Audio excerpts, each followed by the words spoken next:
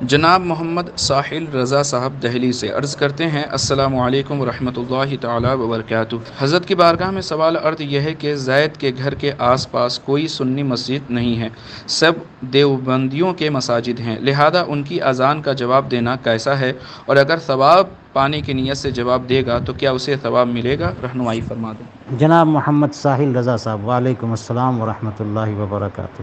دیوبندی اللہ و رسول جل جلالہ وصلی اللہ تعالی علیہ وسلم کی شان میں بے ادبی اور گستاخی کرنے کی وجہ سے کافر و مرتد ہیں، اور ایسے لوگوں کی نماز نہیں ہے اور اذان نہیں ہے، اس لیے اس اذان کا احترام نہیں، یعنی اس اذان سے کوئی شرعی حکم متعلق نہیں ہے کہ بندے پر اذان سن کر کے جواب دینا لازم ہو یا اس مسجد میں جانا لازم ہو، لہٰذا بندہ اذان نہ دے تو کوئی حرج نہیں، اور چونکہ وہ اذان نہیں ہے اس لیے ثواب کی نیت سے بھی اذان اس کا جواب نہ دے، اور اس نیت سے جواب دے گا تو ثواب ملنے کی توقع نہیں ہے۔